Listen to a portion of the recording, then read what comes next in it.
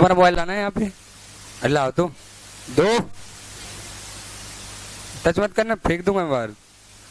Furniture of book value of 15,500 was disposed of for 12,000। एक 15,500 का furniture कितने में बेचा गया? 12,000। क्या है ये? इनफ्लो है कौन सी एक्टिविटी का? इन्वेस्टिंग एक्टिविटी का। ठीक है,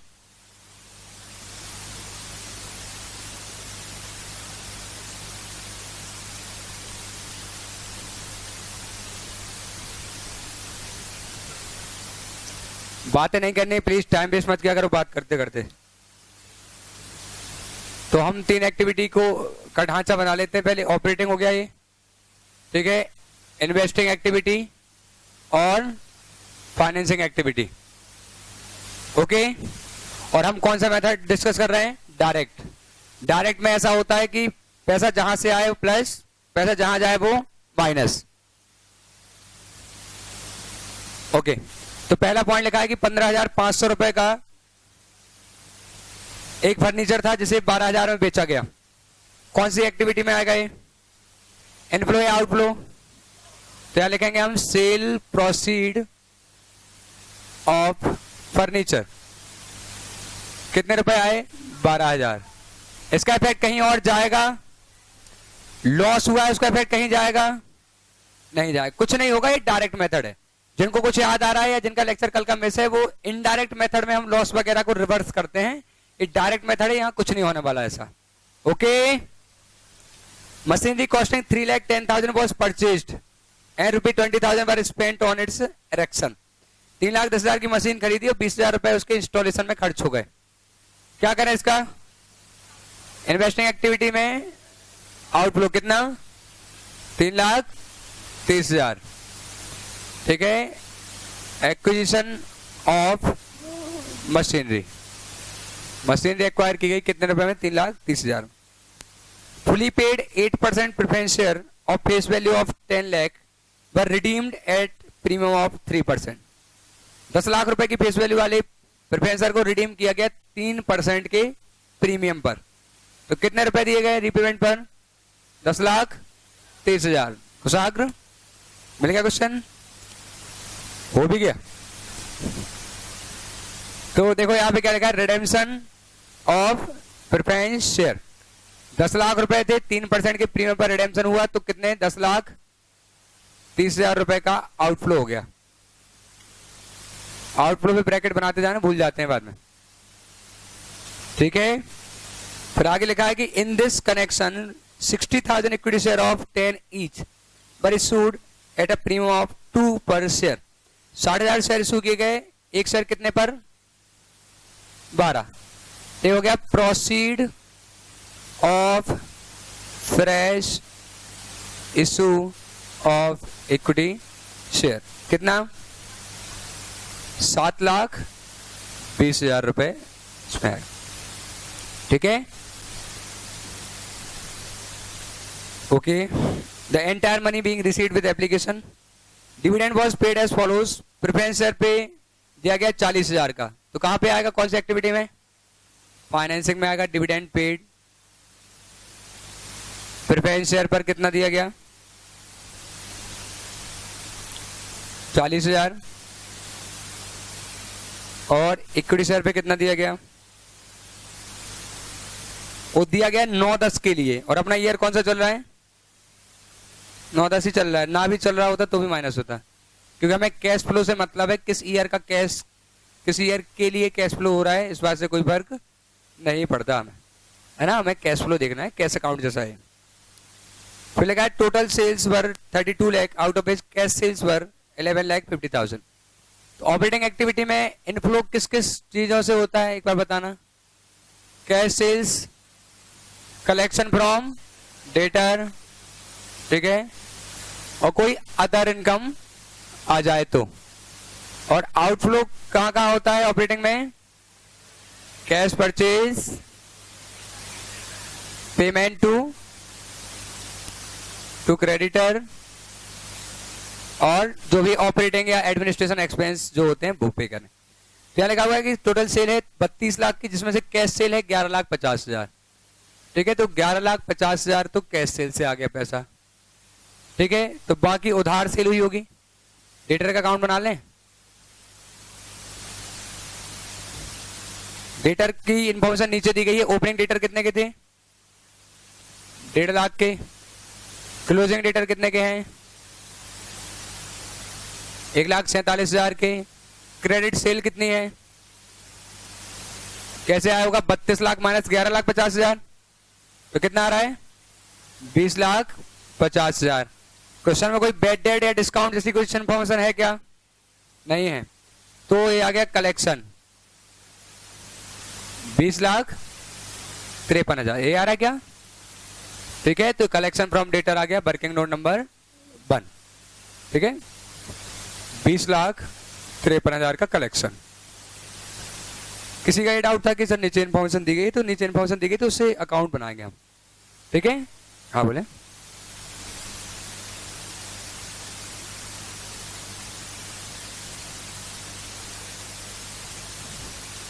अल्टीमेट वही होगा, लेकिन ये मेथड वो नहीं है। आपको डायरेक्ट दिखाना है कहाँ पैसा आ रहा है, कहाँ जा रहा है। आप इनडायरेक्ट तरीके से इन्फॉर्मेशन ना प्रेजेंट ना करें, क्योंकि मेथड का नाम ही डायरेक्ट मेथड है। तो आप इनडायरेक्टली इन्फॉर्मेशन प्रेजेंट ना करें, है ना? ठीक है, अगले पॉइंट में क्या लिखा हुआ है? टोटल परचेज थी 8 लाख की, जिसमें कैश परचेज थी 60,000 की। तो कैश परचेज कितने की? 60। और हम एक क्रेडिटर का अकाउंट बना लें। ठीक है, तो ये क्रेडिटर का अकाउंट। ओपनिंग कितना था क्रेडिटर? 78,000। ठीक है, क्लोजिंग कितना है क्रेडिटर? 83,000। और परचेज कितनी है उधार वाली? टोटल परचेज है 8 लाख, जिसमें से उधार कैश कितनी है? 60। तो कितनी हो गई? 7,40,000। ठीक है, तो पेमेंट टू क्रेडिटर आ जाएगा टू बैंक या टू कैश कितना? 7,35,000। ठीक है, तो हो जाएगा पेमेंट टू क्रेडिटर 7,35,000। देखो डायरेक्ट मेथड बिल्कुल आसान है, बिल्कुल आसान। हमने कल शुरू किया था, ये तो डाउट है इसलिए डिस्कस कर रहे हैं, तो खत्म ही था। ठीक है, इतना सरल 8 नंबर का टॉपिक, पीपीआई भी नहीं, उसमें 3 दिन लग जाते। अब ये अलग बात है कि ये पूछता है वो डायरेक्ट या तुमसे इनडायरेक्ट पूछता है, क्योंकि इनडायरेक्ट उतना ही लेंथी हो जाता है। फिर देखते हैं फिर क्या लिखा है आगे। एक्सपेंस पर 12,40,000 charge to P&L account. Expense कितने हैं? 12,40,000। लेकिन नीचे एक्सपेंस के बारे में कोई इंफॉर्मेशन है, मैं उसके लिए होल्ड कर रहा हूं एक्सपेंस वाला पॉइंट। और आगे लिखा है tax paid including dividend distribution tax of 12,500 पर 3,30,000। इसका मीनिंग बता सकते हो क्या है?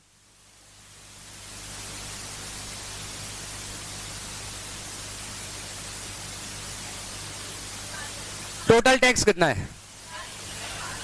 डिविडेंड डिस्ट्रीब्यूशन टैक्स मिला के 330 है, उसके अलावा मिला के उसमें से डिविडेंड डिस्ट्रीब्यूशन टैक्स कितना है? डिविडेंड डिस्ट्रीब्यूशन टैक्स कहां दिखाएंगे हम? फाइनेंसिंग में। तो यहां दिखाएंगे हम डिविडेंड डिस्ट्रीब्यूशन टैक्स। देखिए कितना? 22,500। समझ में आ रहा है तुम्हें अच्छे से? ठीक है, और बाकी जो टैक्स है वो हम क्या दिखाएंगे? ऑपरेटिंग में। ठीक है, तो टैक्स पेड 3,30,000 था, जिसमें से 22,500 हटा देंगे, कितना आएगा? ये 7,500। ठीक है, ओके। अगला पॉइंट क्या लिखा है? कैश एंड कैश इक्विवेलेंट 30 स्मार्ट 10। क्लोजिंग दी गई है तुम्हें 1/25 की, देख लेंगे वो तो। और नीचे बोला गया you are required, you are requested, बताओ तो, to prepare cash flow statement as per AS3 for the year ending 31 March 10 after taking into consideration sundry debtor creditor use कर लिया हमने। अनपेड एक्सपेंस मतलब आउटस्टैंडिंग एक्सपेंस 63 थे, 55 हो गए। तो आप देखें एक्सपेंस आपने कितने पे किए होंगे। तो एक्सपेंस का अकाउंट बनाना है तो अकाउंट बना लें आप। ओपनिंग आउटस्टैंडिंग कितने थे? इसी साइड आएंगे 63,000। क्लोजिंग आउटस्टैंडिंग कितने हैं? 55। कंफ्यूज ना हो तो रुक जाओ, स्टेटमेंट बना देता हूं। ठीक है, करंट ईयर के एक्सपेंस पेड या P&L वाले कौन से दिए गए तुम्हें, देखो अच्छे से। और बोला कि करंट ईयर में इतने एक्सपेंस P&L में चार्ज किए गए। कितने चार्ज किए गए? 12,40,000 P&L में चार्ज किए गए एक्सपेंस। 12,40,000 इस बार का खर्चा है। ओपनिंग कितना था? 63।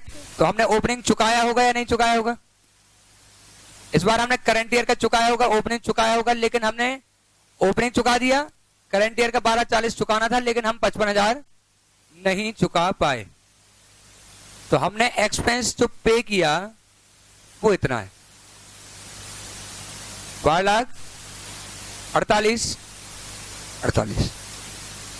जो पुराना आउटस्टैंडिंग है होगा वो हमने चुका दिया होगा, और इस बार का हमने कितना नहीं चुका पाया? 55। ऐसे समझो, अगर क्लोजिंग आउटस्टैंडिंग 0 होता तो हमने इस बार कितना चुकाया होता? 55। 63 तो हमने पुराना चुकाया होता, और 12,40,000 इस बार का चुकाया होता, तो हमें सारा चुका देते। लेकिन हम कितना नहीं चुका पाए, तो हमने कितना चुका दिया? 12,48,000। तो एक्सपेंस पेड आएंगे यहां पर, क्योंकि हम कैश फ्लो स्टेटमेंट बना रहे हैं। तो कितना हो जाएगा? 12,48,000। अब कोई किसी को डाउट है क्या? जिनको डाउट थे उनके डाउट क्लियर हुए? तुम्हें डाउट था कुछ? क्लियर है अभी? नहीं है? जिसको था तुम्हारा क्लियर हो गया? क्या नाम है तुम्हारा? क्लियर हो गया डाउट? और किसी को कोई डाउट है?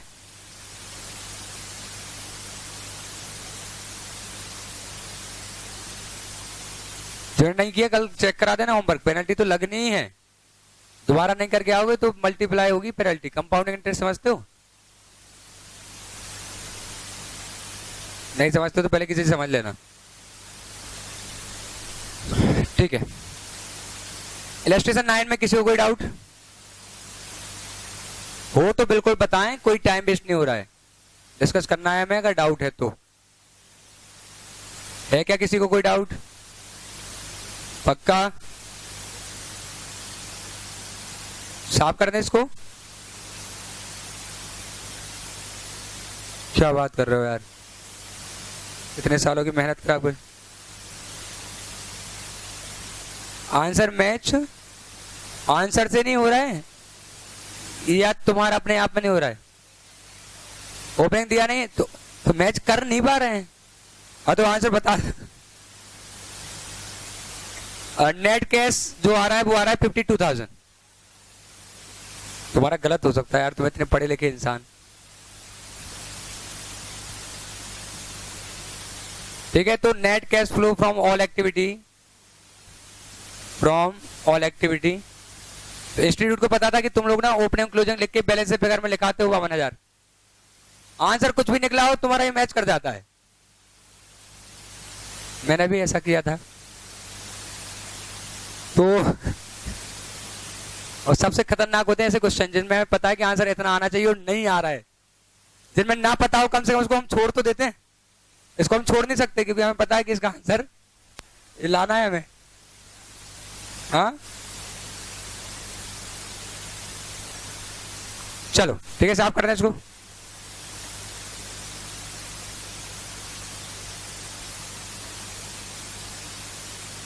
Dancing in the dark, you between my arms.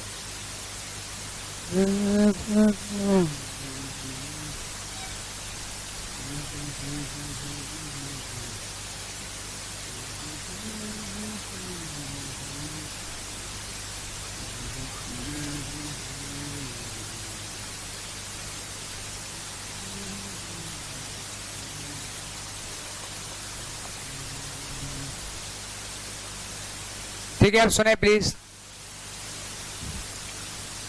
आज से हम शुरू कर रहे हैं इनडायरेक्ट। हाँ बहुत बढ़िया, जितना बोले उतना क्वेश्चन करके आते 40 रुपए बचते। इनडायरेक्ट मेथड, ठीक है। तो मैंने कल बताया था कि इनडायरेक्ट मेथड जब हम लगाते हैं तो केवल ऑपरेटिंग एक्टिविटी है जो इनडायरेक्ट मेथड से होती है, बाकी दो एक्टिविटी हमेशा किस मेथड से होती है? डायरेक्ट। जिनका कल का लेक्चर मिसिंग है कोई लॉस नहीं है, ठीक है। यहां से शुरू करें, डायरेक्ट मेथड को करा दूंगा, एक बार फिर से करा दूंगा, एक ही लेक्चर में हो जाता है वो।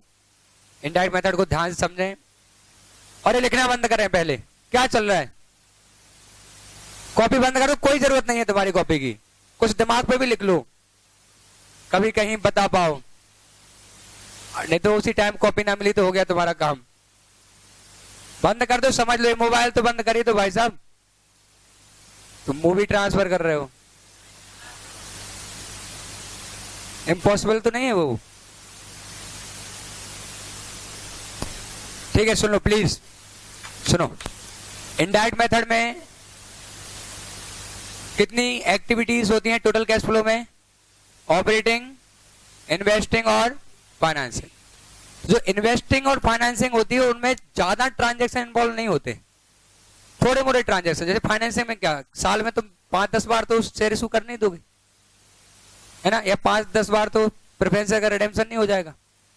5 साल में, 4 साल में, 10 साल में एक बार ऐसा कुछ होता है। लोन भी लिया तो ज्यादा से ज्यादा 1 या 2 बार पूरे साल में। तो जो फाइनेंसिंग एक्टिविटी होती है उसमें 2-3 ट्रांजैक्शन ही होते हैं। तो तुमसे क्वेश्चन पूछते हैं, इसलिए उसी साल में शेयर इशू हो जाते हैं, उसमें प्रेफरेंस इशू हो जाते हैं, उसमें लोन ले लेते हैं, पूरा काम एक ही साल में कर लेते हैं जो तुमसे पूछा गया। तो इनमें बहुत कम ट्रांजैक्शन होते हैं, तो इनको हम डायरेक्ट मेथड से ही बनाते हैं। एकमात्र तरीका इनको सॉल्व करने का होता है डायरेक्ट मेथड। लेकिन जो ऑपरेटिंग एक्टिविटी होती है, यानी ये हमारे मुख्य काम है। मान लो आप क्या करते हैं, मोबाइल एंड एसेसरी की दुकान चलाते हैं, तो कुछ पैसा मोबाइल बेच के आया, कुछ बैलेंस डाल के, कुछ वो वाउचर कूपन वगैरह बेचते हैं आप, कुछ हेडफोन बिका, कुछ चार्जर बिके, ठीक है, किसी को बैटरी दी है तुमने, बहुत बढ़िया, ठीक है। तो ऐसे बहुत सारे ट्रांजैक्शन दिखाई देंगे। अगर आप डायरेक्ट मेथड से कैश फ्लो स्टेटमेंट बनाएंगे ऑपरेटिंग एक्टिविटी का, तो नंबर ऑफ ट्रांजैक्शंस बहुत ही ज्यादा हो जाएंगे। अब रिलायंस कंपनी के एंगल से सोचो कि अगर वो डायरेक्ट मेथड से कैश फ्लो स्टेटमेंट बनाए तो 50 पेज में तो यही लिखते रहे क्या क्या बिका था, कहां से कितना पैसा आया, कहां कितना पैसा गया, स्क्रैप बेच में कितना पैसा आया। तो बहुत लेंदी हो जाता है डायरेक्ट मेथड ऑपरेटिंग में। इसीलिए उन्होंने क्या किया, ऑपरेटिंग में 2 ऑप्शन निकाले कि आप चाहें तो इनडायरेक्ट तरीके से भी क्या कर सकते हैं, कैश फ्लो बना सकते हैं। तो जो ऑपरेटिंग एक्टिविटी है उसमें 2 मेथड हैं, डायरेक्ट मेथड या इनडायरेक्ट मेथड। तो जब भी कैश फ्लो आप इनडायरेक्ट से बनाते हैं तब आप केवल ऑपरेटिंग को ही इनडायरेक्ट से बनाते हैं, बाकी सब तो किससे बनता है, डायरेक्ट से ही बनता है। हम इस पे बात कर चुके थे, ठीक है। तो हमें सबसे पहले ही अब देखना, मेरा समझाने का तरीका कैश फ्लो थोड़ा डिफरेंट है। मैं पहले तुम्हें एक ओवरऑल व्यू दूंगा सारा, ठीक है, कैश फ्लो के बारे में, जिसमें ऑपरेटिंग के बारे में सबसे ज्यादा बताऊंगा आज के लेक्चर में। उसके बाद मैं शुरू करूंगा इन्वेस्टिंग एक्टिविटी के बारे में और फाइनेंसिंग के बारे में, जिसमें हमें टोटल शायद 3 क्लासेस लग जाएं। और फिर से मैं बताऊंगा तुम्हें ऑपरेटिंग के बारे में। एक चेन है, अगर आपको ऑपरेटिंग के बारे में कुछ नहीं पता और हम इन्वेस्टिंग पढ़ते हैं तो गलत तरीके से इन्वेस्टिंग पढ़ रहे हैं। आप बिना ऑपरेटिंग की इन्फॉर्मेशन के इन्वेस्टिंग सही तरीके से नहीं पढ़ पाएंगे। तो हमें थोड़ा सा इसको समझना है, फिर हमें इनको डिटेल में समझना है, और जब इनको डिटेल में समझ लाएंगे फिर हम इसको डिटेल में समझेंगे, ठीक है। तो ऐसे चेन घूमेगी। तो पहले हम ऑपरेटिंग पे बात करेंगे, फिर हम इन्वेस्टिंग और फाइनेंसिंग को डिटेल में समझेंगे, और फिर से हम किसको डिटेल में समझेंगे, ऑपरेटिंग को। और उस तरीके से परफेक्ट तरीके से तुम्हें बात समझ में आ जाएगी, ठीक है। मेरे हिसाब से कोई डाउट नहीं रहेगी तुम्हें, ठीक है।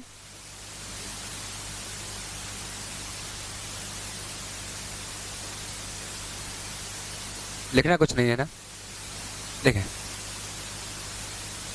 अब जब ऑपरेटिंग एक्टिविटी में इनडायरेक्ट मेथड से कैश फ्लो बनाते हैं, तो जिन्होंने अगर बनाया हो तो सबसे पहला पॉइंट लिखा रहता है नेट प्रॉफिट।